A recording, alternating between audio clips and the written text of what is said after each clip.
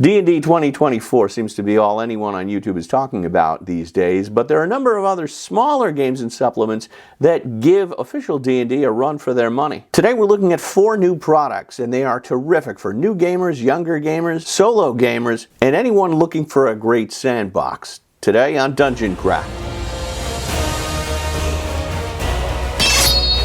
Deathbringer here. Like, subscribe, hit the bell icon, and sign up for the Deathbringer RPG newsletter below. And if you dig it, subscribe, hit the bell icon, and click all so you receive all our videos as soon as they're released. Welcome to Dungeon Craft. I'm Professor DM, and this channel is about all things tabletop role-playing games. Deathbringer, tell them what they should do. Like, subscribe, bell, comment, newsletter, Patreon, thank you. You probably know about all the big alternatives to D&D like Dungeon Crawl Classics, Pathfinder, Old School Essentials, Shadow Dark, and Knave 2. But today we're looking at even smaller supplements, some systems and products that are compatible with D&D, but they do some aspect of Dungeons & Dragons better than the official game. Let's get into it. First up, Slay the Dragon by Wojciech Rosinski, a D&D style fantasy role-playing game, and it's part of a 3-box set that includes My Little Dungeon and The Monstrous Menagerie, which contains cardboard terrain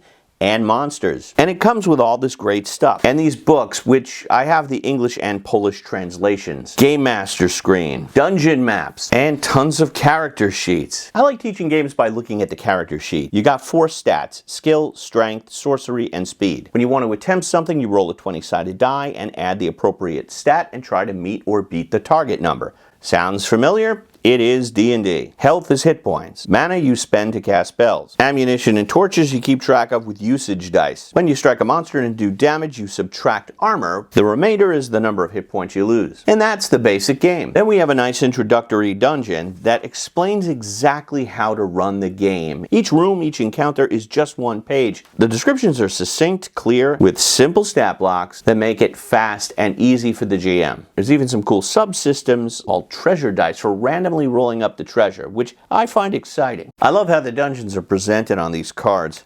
I much prefer them this way than in a book because it's just easier for me to keep track of without flipping. The Monstrous Menagerie and My Little Dungeon come with everything you need to present a dungeon in 3 dimensions. This is a lot of fun and a lot of stuff. I was recently asked, what's the best introductory role-playing game for kids or people who've never played before? And without hesitation, I answered, Slay the Dragon is it. Tons of fun in these boxes. For years, I have said the D&D starter set ought to include miniatures and terrain, just cardboard standees to help kids get into the fun. Slay the Dragon is what the D&D starter set should be. Next up, Cairn by Yochai Gal. It seems whenever I get together with professional designers or other YouTubers, inevitably someone breaks out Cairn. It's just super accessible and fast. Now Cairn 2 just finished kickstarting. I think you can late pledge. This is the original version. But the concepts are much the same. 3 stats: strength, dexterity, willpower, generated with 3d6. So that would be a 13, 6,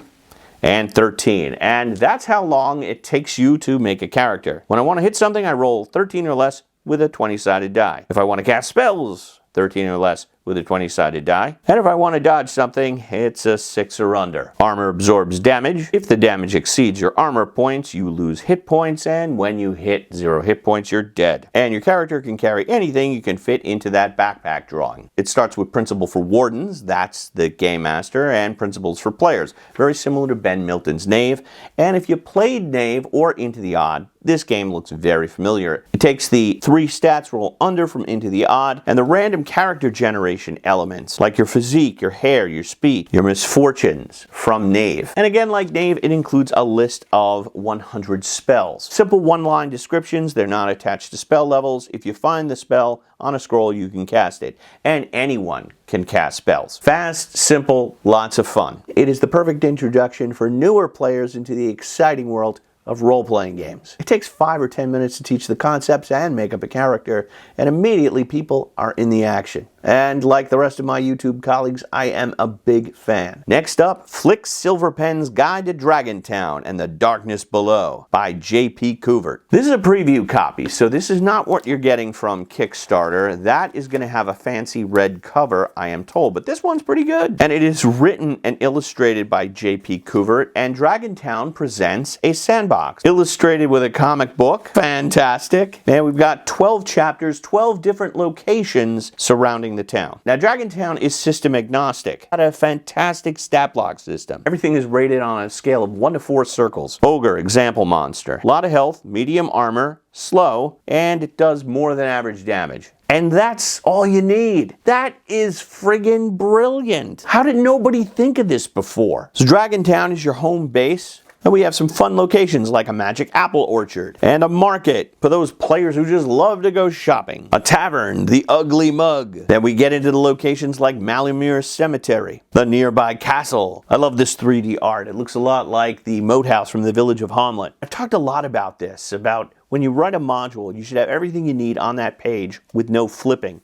Here you have that one location, 1, 2, 3, 4 to 14. The key details are boldface for easy reference. Other locations include the Windsong Woods, the Shadespeare Mountains, the lair of the Plum Wax Kobolds, including their weird weapons like stinkberries and slug shields. Probably my favorite is the Emperor Worms. It is a dungeon in a worm's body, so you can make your way through the brain and the esophagus. It's like Fantastic Voyage through a giant worm. The illustrations are great, and it's so imaginative. And this is fantastic stuff. I'd love to show you the whole thing, but I can't because I get in trouble for that kind of thing. Suffice it to say, every page of this is great and super useful. I could take this book and run D&D for about 2 years with it. Dragontown is absolutely phenomenal, and I apologize to JP. I wasn't able to get this out before the Kickstarter ended. I think it might be ending today if I get this video out fast enough, but I'm sure you can go to Kickstarter and late pledge, so I'm including that link below. And it gets a big thumbs up from me.